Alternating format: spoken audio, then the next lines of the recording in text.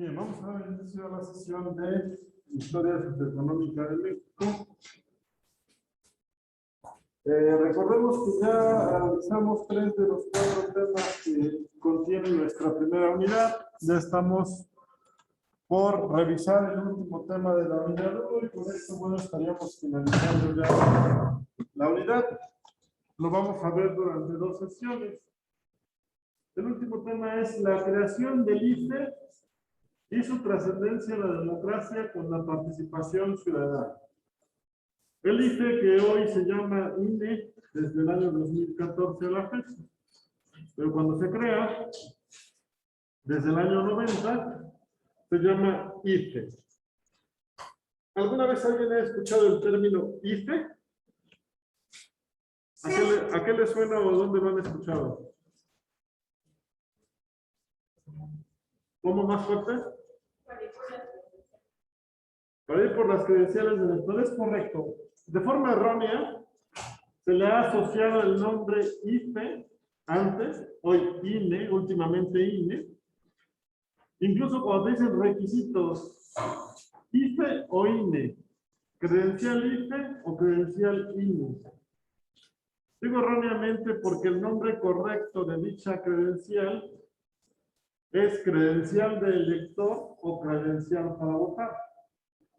La forma correcta en que debería ser esta nombrada es credencial para votar expedida por el Instituto Federal Electoral o credencial para votar expedida por el Instituto Nacional Electoral.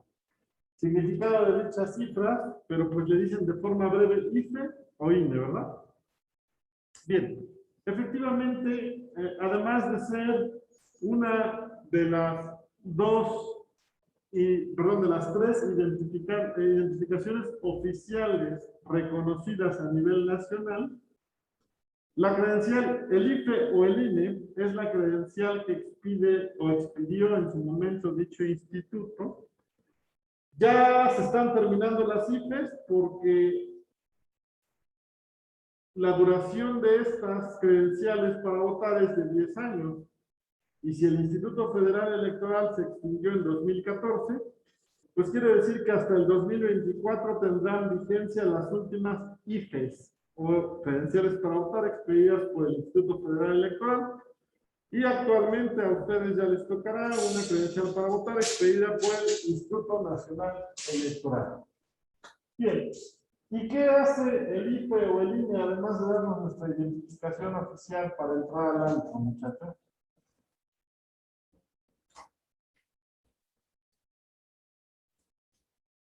¿Nada? ¿No les suena nada? ¿Qué quiere decir electoral?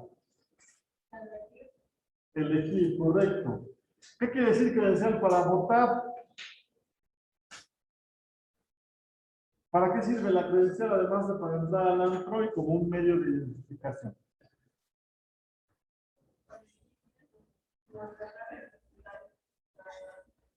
Es correcto. Para votar y mediante nuestro voto, elegir a nuestros representantes en los niveles de gobierno, en los 3 niveles de gobierno: ayuntamientos, estado y federación.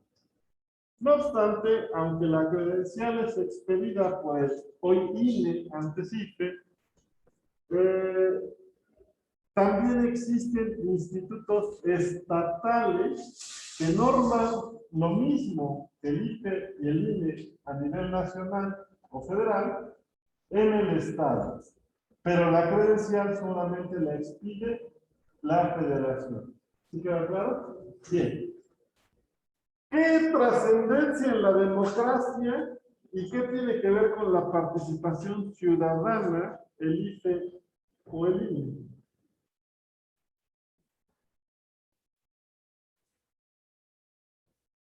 ¿Qué es democracia?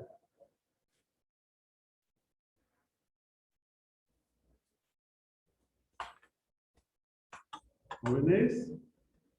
¿Qué es democracia?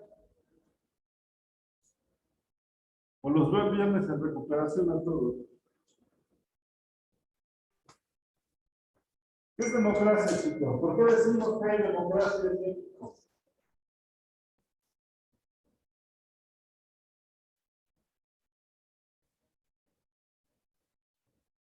la democracia significa que los ciudadanos eligen de manera democrática, es decir, voluntaria, a través de un sufragio, emitiendo su voto, a sus gobernantes.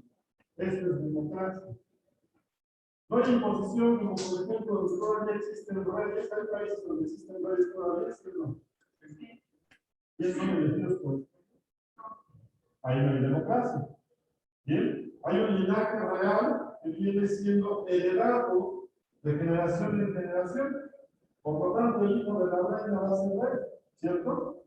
Y desde entonces ese príncipe que ya tiene un título de nobleza es preparado desde su infancia para gobernar posteriormente cuando mueran o abdiquen los reyes, ¿cierto? Aquí en México no funciona así. Nosotros tenemos la oportunidad de elegir a quien nos gobierna. De ahí a que se elija correctamente ya es otra cosa. Pero esa oportunidad es la democracia, que nosotros como ciudadanos elegimos de manera libre, y lo digo entre comillas, a nuestros gobernantes. ¿Sí? Entonces esto, el IFE, INE, ¿tiene trascendencia en la democracia de México, sí o no? Porque es un instituto relativamente joven, surgió en 1990. Quiere decir que tiene escasos 31 años funcionando. Y de 31 años hacia atrás no existía un organismo de esta naturaleza. Ahorita vamos a ver sus características. Entonces, claro que tuvo trascendencia en la democracia. Y la participación ciudadana, pues que quiere decir que a través de ese voto nosotros participamos en dicha democracia o ejercemos nuestro derecho al voto y a elegir a nuestros gobernantes, ¿verdad? Ahora, si yo les digo que el IFE, vamos a hablar primero del IFE, porque fue el que estuvo vigente del 90 hasta el 2014.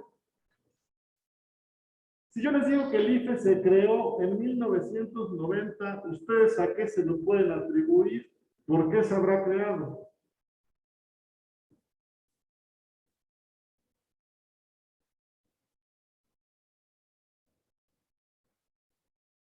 El tema anterior fueron las elecciones de 1988, ¿no es cierto? Hablamos en las últimas dos sesiones anteriores, incluido el jueves que no hubo nadie en mi sesión en línea, pero yo hablé solito y lo subí a mi canal de YouTube sobre el presunto fraude electoral de la elección de 1988, pero lo hablamos incluso una sesión antes y vimos un video, o dos sesiones creo, vimos por ahí un video incluso también de algunos, que tenía alguna recopilación de algunas situaciones en el contexto social que surgieron en torno a la elección del 88, ¿cierto? Donde Cuauhtémoc Cárdenas, hijo de Lázaro Cárdenas del Río, es vencido por Carlos Salinas de Gortari, candidato del PRI a la presidencia. ¿Sí recuerdan esa parte? Entonces, todo este descontento social, toda esta molestia, todas las manifestaciones que surgieron en torno al presunto fraude electoral o fraude en la elección federal de 1988, es lo que propició la creación de un instituto autónomo. ¿A qué le suena autónomo? Que es independiente efectivamente gracias al gobierno. Sí, los organismos autónomos tienen su propia forma de gobierno, su propio patrimonio, su propio nombre, y no forman parte de una institución gubernamental. El IFE surge como un organismo autónomo que no depende del gobierno y que de manera autónoma tiene las facultades de regular las elecciones federales. Entonces, si yo les digo que esto surgió en 1990, es evidente que hay una influencia del despertar de la conciencia social y de los movimientos sociales que surgieron desde los años 50 hasta el 88, después del sismo y con la elección federal en la que presuntamente el PRI realizó un fraude para imponer a su candidato y ganar la elección. Esto cobra relevancia, de hecho, la actividad que tienen programada para entregar esta semana es en torno a la creación de este instituto. La página que vamos a consultar hoy, que es la página oficial del INE, contiene una reseña cronológica que les puede ser de utilidad para su línea de tiempo. Ahorita la vamos a checar. ¿Sabe? Pero antes quiero hablar un poco del contexto. El Instituto Federal Electoral, por sus siglas IFE, nace el 11 de octubre del año 1990, a poco más de 2 años de la elección presidencial tan polémica de 1988. El IFE nace con la responsabilidad constitucional de cumplir la función estatal de organizar las elecciones federales en México. Si ubicamos que hay elecciones federales y elecciones locales, ¿verdad? Las elecciones federales son 3: presidente de los Estados Unidos mexicanos, diputados federales y senadores que integran juntos el Congreso de la Unión. Esas son las 3 elecciones federales. Que suceden cada 3 años los diputados federales y cada 6 años el presidente de la República y los senadores. ¿Sí? Las elecciones locales las regula el Instituto Estatal Electoral, que funciona de una forma similar al Instituto Federal, pero su competencia va a ser únicamente para regular las elecciones locales. ¿Cuáles son las elecciones locales? Ayuntamientos, mejor conocido como presidentes municipales, planilla de regidores, ayuntamientos, diputados locales, o sea, para el Congreso del Estado, llamado Congreso Local, y gobernador. Tenemos 3 elecciones locales y 3 elecciones federales. El gobernador se elige cada 6 años en Puebla junto con el presidente de la República y el Senado. Los ayuntamientos y los diputados locales cada 3 años junto con los diputados federales. ¿Sí? Bien. El Instituto Federal Electoral entonces va a ser el encargado de organizar y regular el proceso electoral en las elecciones federales de nuestro país. Surge como un organismo, el logo es el que se aprecia en la parte de arriba, surge como un organismo autónomo en sus decisiones y, como dije, al ser autónomo cuenta con patrimonio, o sea, recursos y personalidad jurídica propia. Por lo tanto, al ser un organismo autónomo, no le rinde cuenta al gobierno. Por eso surge en 1990 con la intención de evitar que el gobierno meta las manos o disponga dentro de una elección federal.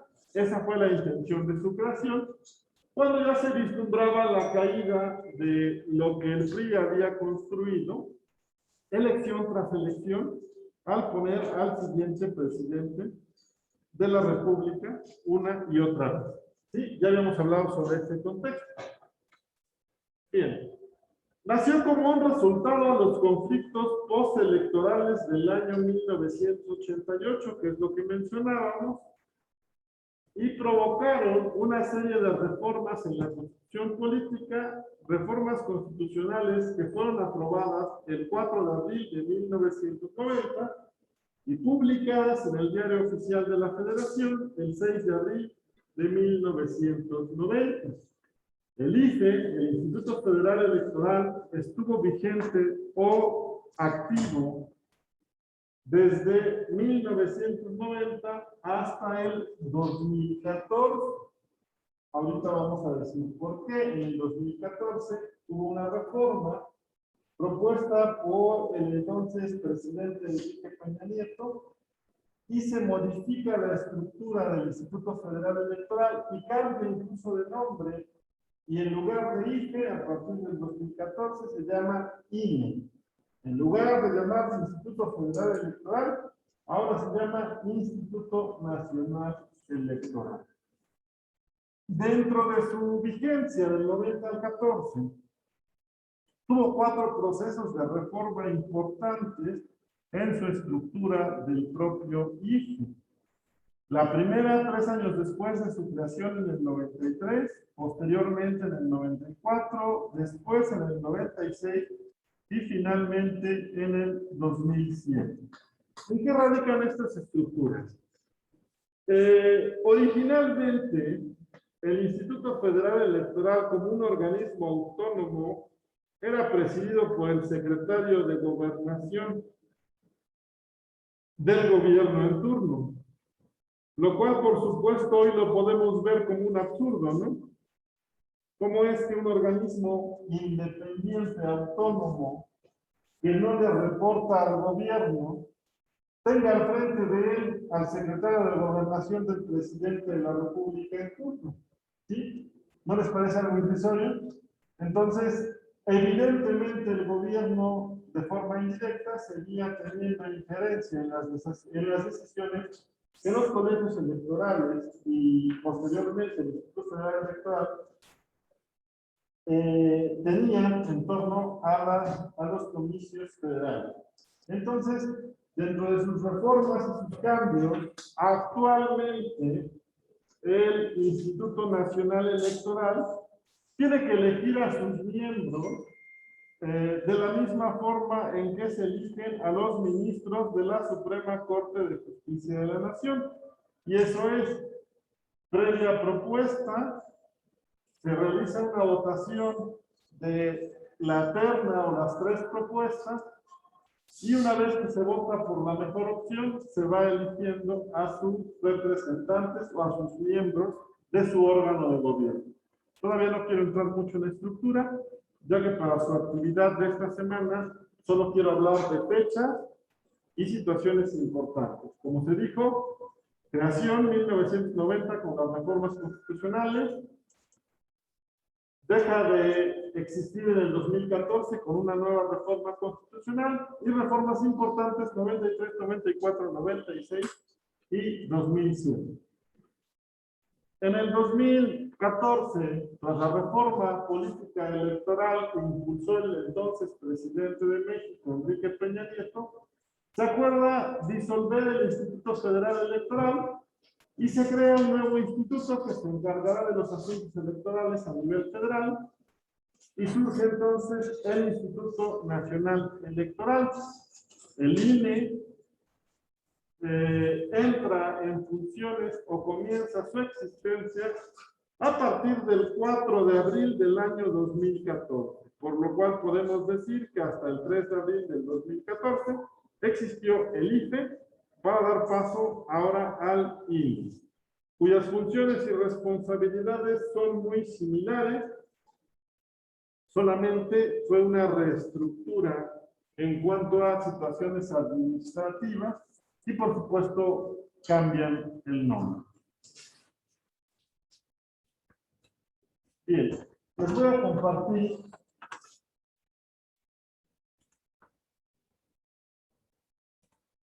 pantalla con la página del INE. De hecho, aquí pueden ustedes ver. Esta es la página oficial del Instituto Nacional Electoral. Y del lado izquierdo nos habla sobre qué es historia, estructura, Consejo General, Junta General Ejecutiva, información electoral, qué es la credencial de elector o credencial para votar, etcétera. ¿Sí? De esto ustedes se pueden ayudar para realizar la actividad que les corresponde entregar esta semana. Aquí viene incluso la cronología. ¿Sale? Bien, ¿qué es entonces el Instituto Nacional Electoral? Es un organismo público autónomo, y reitero autónomo, encargado de organizar las elecciones federales. Hablamos, como ya se dijo, presidente de la República, diputados federales y senadores que integran el Congreso de la Unión, así como coordinar y organizar las elecciones en las entidades federativas, auxiliado en las entidades federativas por los institutos electorales locales. El de Puebla se llama Instituto Estatal Electoral, IEE. ¿Sale? Ahora bien, la parte de la historia que es la que nos ocupa en este momento.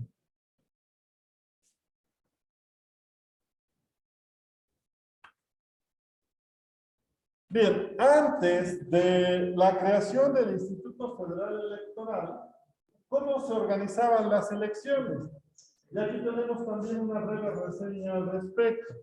En 1917, todos sabemos, ¿verdad? Cuando se crea la Constitución Política de los Estados Unidos Mexicanos vigente hasta nuestras fechas. Damos esa cultura general. 5 de febrero de 1917 se crea la Constitución Política de los Estados Unidos Mexicanos. Bien, entonces, desde entonces se incluye la denominada Junta Empadronadora y las juntas computadoras locales y los colegios electorales, que desde 1917 son quienes regulan las elecciones federales. Ellos son los que se encargan de realizar el proceso electoral federal, pero desde un inicio siempre hubo injerencia del gobierno en estas juntas electorales, ¿sí? Posteriormente, hasta 1946, siendo presidente Manuel Ávila Camacho, ya surge una ley como tal, denominada Ley Federal Electoral, y se instruye una Comisión Federal de Vigilancia Electoral para que pueda arbitrar el registro de nuevos partidos políticos y emitir en su momento constancias de mayoría. ¿Por qué decimos esto? Porque son los orígenes. Actualmente el Instituto Nacional Electoral es quien emite las constancias de mayoría, incluso no sé si vieron las noticias, pero en la última elección local hubo varias impugnaciones, por lo que se frenó la entrega de constancia de mayorías a ayuntamientos y algunos diputados locales, hasta que se resolvieron las controversias, y una vez que se resolvieron, ya entregaron la famosa constancia de mayoría. Eso ya es lo que se acredita como ganador de la elección. Entonces, posteriormente, para el año de 1951, se aprueba una reforma a la Ley Federal Electoral para que la Comisión Federal de Vigilancia Electoral pueda arbitrar el registro de nuevos partidos. Para 1973 desaparece esta Comisión Federal de Vigilancia Electoral y entonces se aprueba la creación de la Comisión Federal Electoral llamada CFE en 1973. Cuando escuchan hablar del fraude electoral del 88, se puso muy de moda con Andrés Manuel López Obrador, porque es de la corriente política de izquierda, cuando Cuauhtémoc Cárdenas pierde la elección ante Carlos Salinas de Gortari en el 88, o por lo menos el grupo oficial se fue. Se hablaba de que la CFE tiró el sistema en el cómputo de votos y cuando regresó el sistema ya los resultados habían sido cambiados. No hablaban de la Comisión Federal de Electricidad, que es lo que todos indicamos como CFE, sino de la creada en 1973 Comisión Federal Electoral. Este órgano ya tiene voz y voto de los representantes de todos los partidos políticos que han sido reconocidos legalmente y que les fue otorgado su registro. Para 1977, el gobierno expidió la Ley de Organizaciones Políticas y Procesos Electorales. Una de sus principales características es que se permite el ingreso a la vida institucional de fuerzas políticas no incluidas y propicia su representación en los órganos legislativos. ¿Qué quiere decir? Que se permite la participación de partidos políticos que ya fueron registrados en igualdad de condiciones de quienes no contaban todavía con un registro oficial. Ustedes han escuchado actualmente de esta figura. Tenemos un gobernador sin partido en el país, ¿saben? El gobernador de Nuevo León, un personaje muy polémico, apodado el Bronco. ¿Sí? Bueno, él ganó la elección del gobernador de Nuevo León sin partido político, como un candidato independiente. ¿Sabe? Y aún así obtuvo la mayoría de los votos. Esos son los inicios de... Hablamos de 1977. Para 1987 se realiza una nueva reforma constitucional para introducir el criterio de representación proporcional en la integración de la Comisión Federal Electoral. Seguimos hablando de la CFE. Pero ¿qué pasa? Esta reforma fue en 1987. en su quinto año de gobierno de Miguel de la Madrid, un año antes de la polémica elección de 1988. Esta representación proporcional fue aprobada por el Congreso de la Unión con la intención de que el partido en el poder pudiera incluir a miembros en la Comisión Federal Electoral. Entonces, esta representación proporcional tenía más bien una intención de posicionar a gente del partido del gobierno dentro de las filas de la Comisión Federal Electoral y con ello poder controlar o manipular las decisiones que la Comisión Federal Electoral tomara. ¿Sí? Así es como quien piensa que un fraude del 88 considera que se validó dicho fraude por esta reforma un año antes. Ahora bien, el Instituto Federal Electoral, como tal, el IFE, surge en 1990 como resultado de las reformas realizadas a la Constitución, como ya dijimos, y como consecuencia de las polémicas y dificultades y los movimientos postelectorales de la elección de 1988. Sobre la estructura no vamos a hablar hoy. En 1993 hablábamos de las reformas relevantes que tuvo el Instituto Federal Electoral. Mencionamos que mediante la reforma al Código Federal de Instituciones y Procedimientos Electorales aprobada en el 93, se le otorgan o adicionan las atribuciones al IFE siguientes: declarar la validez de las elecciones de diputados y senadores, expedir constancias de mayoría para los ganadores de estos cargos y establecer topes en los gastos de campaña. Por eso se considera que la reforma del 93 fue de relevancia. Si entendemos qué significa topes en gastos de campaña, que les ponen un límite a los partidos políticos y a los candidatos para gastar en la campaña, porque evidentemente antes de un tope en los gastos de campaña, el que tuviera más dinero, gastaba más dinero, regalaba más cosas, tenía más posibilidades de ganar que quien no tenía recursos. Por lo tanto, al fijar un tope, todos los partidos y los candidatos no se pueden exceder de ese tope, y eso lo dice la ley.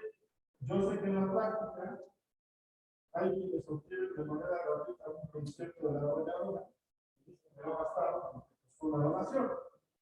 Pero lo real es que la ley te marca un tope y tú tienes que comprobar del Instituto Nacional Electoral hoy en día cuánto gastaste, en qué gastaste y con facturas y todo, demostrar que no te excediste de ese límite de gastos de campaña. Bien, para 1994, una nueva reforma electoral aprobada instruyó la figura de consejeros ciudadanos.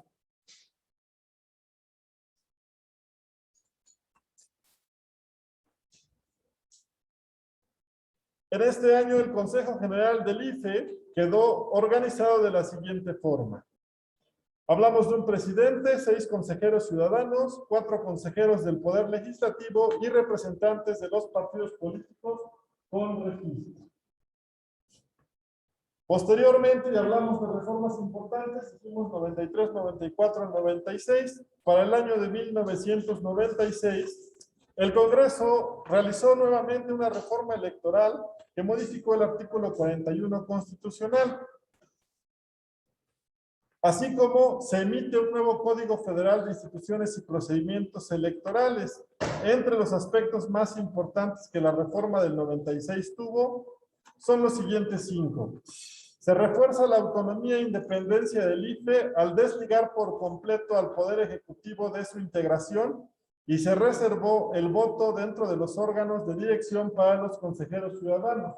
Es hasta 1996. Después de la elección del 94 todavía, cuando sale Salinas y entra Ernesto Zedillo después de la muerte de Colosio, cuando se le dota o se le refuerza o se le da una autonomía real al desligar al Poder Ejecutivo del Instituto Federal Electoral. La segunda es que el nuevo artículo 41 de la Constitución establece que la organización de las elecciones es una función estatal que se realiza a través de un organismo público autónomo denominado IFE, bueno, Instituto Federal Electoral, y su integración, en la integración de dicho instituto va a participar el Poder Legislativo de la Unión, los partidos políticos y los ciudadanos. ¿Qué quiere decir? Que el Ejecutivo ya no puede intervenir, sino únicamente el Congreso de la Unión, los ciudadanos y la representación que tuvieran los partidos políticos autorizados o registrados legalmente. La tercera es que se eliminan las figuras de director y de secretario general y se crea la presidencia del Consejo General y la Secretaría Ejecutiva. Este Consejo General se vuelve el máximo órgano de gobierno del Instituto Federal Electoral. La 4 es que se crean las comisiones permanentes a cargo de los consejeros electorales. Y esto permitió que el Consejo General contara con mecanismos para supervisar las actividades. Y finalmente se establece en 9 el número de miembros del Consejo General. Reitero que el Consejo General es el máximo órgano de gobierno que tiene el Instituto Federal Electoral. Finalmente, dentro de las reformas que corresponden al IFE y antes de su extinción, otra reforma relevante es la del 2007. El Código Federal de Instituciones y Procedimientos Electorales, que se aprueba en el 2007, da estos nuevos objetivos dentro de las atribuciones del IFE. Primero, fortalece la confianza y la credibilidad de la ciudadanía en las elecciones federales. Al ciudadanizar más el instituto, al quitarle injerencia al gobierno federal y al, por el contrario, darle injerencia a los ciudadanos, se supone que con esto se busca que los ciudadanos crean más en el IFE. Es decir, que los ciudadanos confíen en una institución autónoma en la que el gobierno no tiene injerencia, o al menos en la letra y en la ley. Regula el acceso de los partidos políticos y las autoridades electorales a los medios de comunicación. A partir del 2007, todos los spots de radio, televisión y los anuncios son controlados y regulados por el IFE. De hecho, esta atribución sigue siendo exclusiva del Instituto Nacional Electoral, de tal forma que quien regula los tiempos de radio y comunicación, perdón, de radio, televisión y los spots a uno de los partidos locales, sigue siendo el Instituto Nacional Electoral, no así el Instituto Electoral del Estado, porque es una facultad otorgada al organismo federal.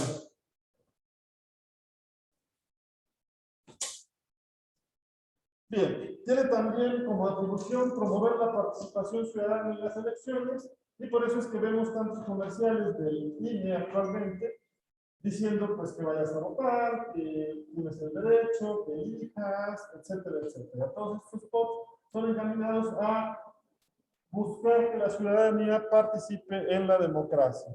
También asegura las condiciones de equidad y civilidad en las campañas electorales, transparenta el proceso de organización y difusión de los resultados electorales, establece el PRE, además de que las actas que se firman en la casilla son distribuidas una copia a cada representante del partido presente, de todos los partidos que participan en la elección, para que ellos puedan realizar su cómputo como partido y, bueno, validar que lo que aparece en las cifras oficiales del Instituto Nacional Electoral sea lo mismo que yo tengo en mi acta que se firmó con mi representante el día de la elección, para evitar que esos números cambien, y si cambian, pues entonces tienes la opción de impugnar y revisar el famoso conteo de voto por voto en la casilla en la que se tenga alguna discrepancia. Bien. Crea la Contraloría General del IFE con un titular designado por la Cámara de Diputados. La Contraloría se encarga de vigilar al propio instituto de forma interna y autónoma, pero evitar que el propio instituto cometa irregularidades en su interior. Y crea también la Unidad de Fiscalización como órgano con autonomía a cargo de un funcionario designado por el Consejo General. Finalmente, para el año 2014, como ya se dijo, siendo presidente Enrique Peña Nieto, se crea una nueva autoridad electoral de carácter nacional, el Instituto Nacional Electoral, o INE. Actualmente el logo es muy similar al anterior, solo cambia el color de la hojita de la papeleta que simula un voto, y las siglas en lugar de IFE ahora se llaman INE. Esto a partir de el año 2014 y surgen algunas especificaciones nuevas con las que contamos hoy en día. Y bien, esto es a grandes rasgos la historia del Instituto Nacional Electoral, antes del Instituto Federal Electoral. Reitero, en la página pueden consultar estos datos y les va a servir para realizar su actividad de la semana 4. Y la próxima clase estaríamos hablando un poco más sobre el instituto, sus funciones, su integración, su composición y estaríamos cerrando con eso nuestro último tema de la unidad 1. ¿Dudas o comentarios hasta aquí? ¿No? Bien, gracias por su atención. Por hoy hasta aquí la vamos a dejar.